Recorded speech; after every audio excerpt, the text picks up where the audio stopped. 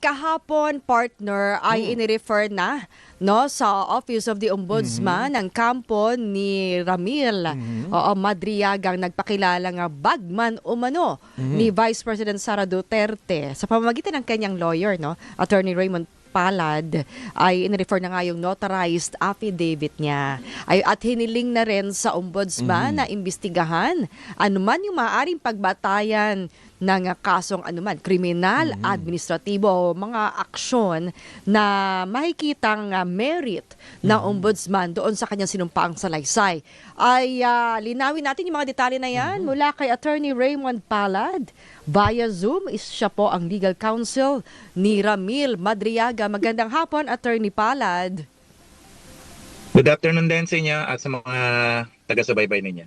Magandang hapon po. Eto, Attorney Raymond, dahil nga nung unang lumabas tong salaysay ni Madriaga, kumbaga, nalaman natin mga nilalaman yung mga allegedly siya naghatid ng pera, yung mga sinasabi rin niyang detalye tungkol sa paggamit umano ng drug money, ng pogo money sa kanyang campaign ng Vice Presidente.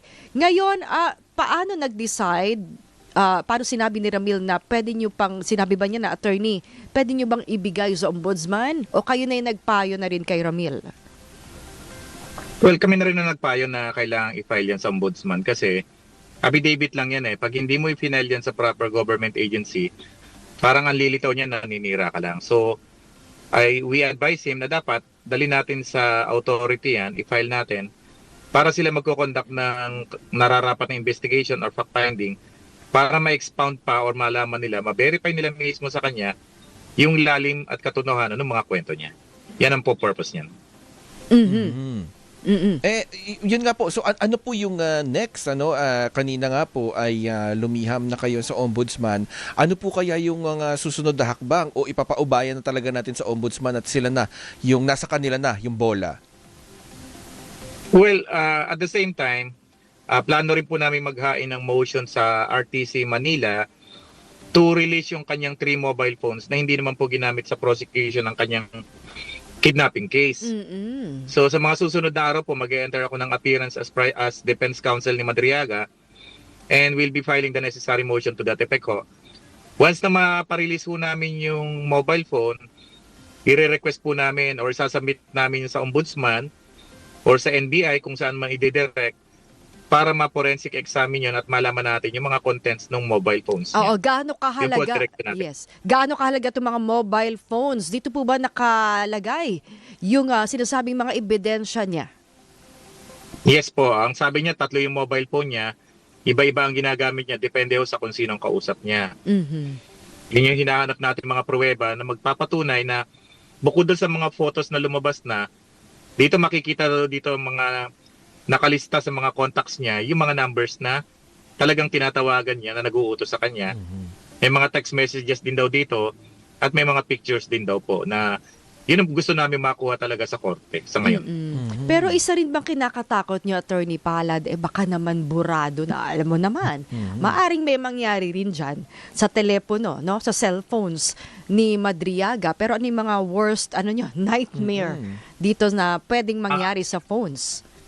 May tiwala naman po kami, yung phones po nasa korte yan. The only way na mapo-forensic examination yan is kung may proper motion to that effect. Ang sabi sa akin ni Madriaga, there was an attempt by the prosecution through Attorney Roque na i-forensic examination yan pero na-deny naman. Doon natuwa siya na na-deny kasi ang worry niya baka pag na-forensic examination yon baka mawala naman daw yung mga pictures. Buti na lang daw na-deny.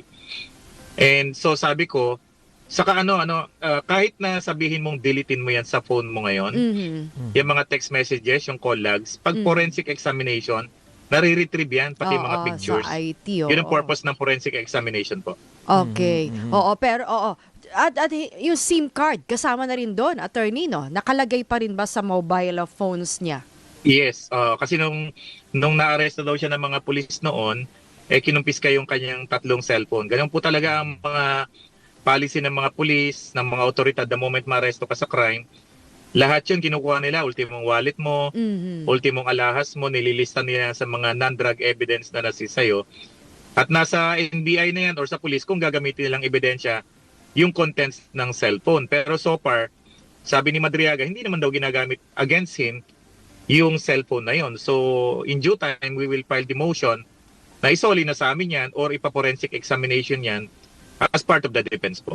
At kadalasan nga, ano yan sa mga police operations, ay intact yung nakalagay dyan kasi wala kang oras na magbura or buksan yung cellphone mo dahil yan ang unang-unang kukunin sa'yo kapag ikay kinapkapan, no? Sa mga police operations, pagsilbi ng warrant of arrest or mga pagdakip, no? Lahat po yan. Ng ating law enforcement agencies.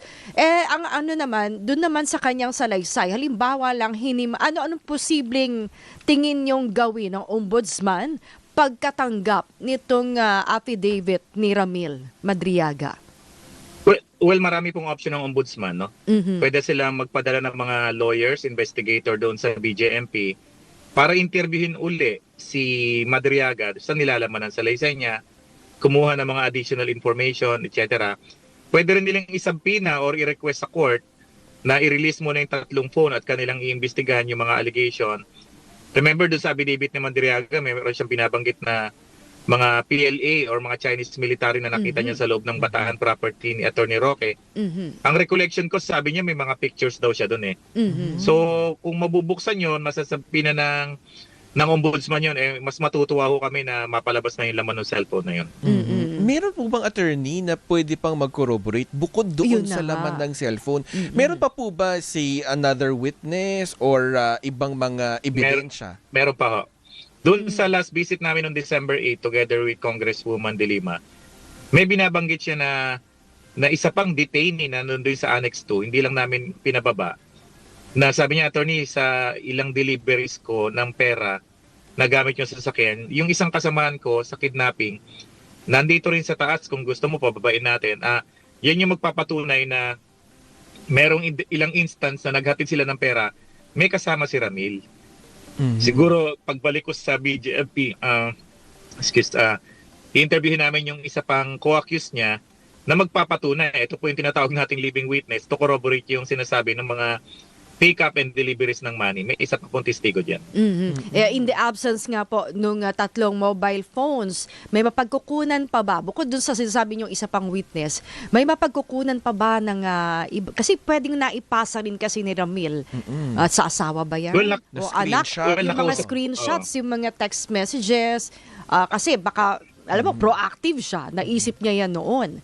May mga naitago ba siya sa laptop? Nakikipag-coordinate po kami sa pamilya niya. Nakakapagtaka lang nung lumabas tong issue na to. After few days, hindi na namin ma-access yung Facebook niya. Ni Ramil. Siguro hindi ko alam kung may nag-report. Basta napa-take down po. Tumawag yung pamilya na hindi na nila ma-open yung Facebook nung papa nila. So isa ho yan sa nakakagulat. Buti na lang ho, nakapag-screenshot kami ng pagkarami-rami mga litrato doon na magpo-prove yung relationship niya sa pamilya Duterte po. Oo, ulitin natin, ano yung laman ng Facebook na tingin nyo ay makapag-substantiate sana doon sa kanyang sinasabi, sa kanyang salaysay, Attorney Raymond Palad? Well, syempre yung mga nakapost sa Facebook yung hindi naman damaging, no? Pero nandito yung mga pictures niya, aktibong pangangampanya, pagiging miyembro ng ISIP, yung mga pagbigay ng mga plaque of appreciation kay Attorney Kilala ng Office of the Ombudsman, ng SBP spokesperson Monsayak. Tapos nandito pa yung mga pictures dung isang Timog bar, yung comedy bar, na kung saan daw niya hinatid yung pera. Yung mga pictures ng mga motor na binigay daw sa kanya ni former President Duterte. Sabi niya, 2 Ducati yan, attorney, sa 2 Harley Davidson. Hindi naman ako kayang bumili niya na mahal-mahal niyan, binigay sa akin yan. Yun, nasa kanya pa yung 4 na motor na yun, nasa daw sa bahay niya. So, hindi namin ma-access, pero kahit pa paano, nakapag-save na rin kami ng mga photos doon sa Facebook niya. So may nag-report po niya kaya hindi namin ma-access yung Facebook niya po. Bukod sa sinasabi niyong witness na nakakulong din ngayon, how about sa labas naman? May mga pwede pa bang mag-corroborate, pwedeng tumulong, magbigay pa ng ibang ebidensya? Attorney? Sa ngayon po, wala pa po kami nakakausap sa kamag-anak. At natutuwa lang sila sa amin, nag-communicate na at least dahil sa paglabas ng issue na to, kahit pa paano mapipil secured sila kay Caramil na habang nakakulong sa BJMP, dahil nga mainit na usapin na to, mas lalo ho siyang babantayan ng mga jail guard doon. Oo. At hindi pwedeng kumausap kung sino man ang wala siyang permission po. Isa pa yon kasi natanong din ni partner Zandro kanina, yung protection nga kay Ramil sa loob ng kulungan. Kung hiniling nyo na rin ba yon, Attorney Palad? Yung pag-uusap po namin, okay naman daw po siya sa BJMP Annex 2 hanggat magkakasama sila na co-accuse niya sa kidnapping. Mhm. Kilala naman po si Caramil doon na aktibong miyembro ng Iglesia ni Cristo at yung iba niya mga kasamahan, mga INC din.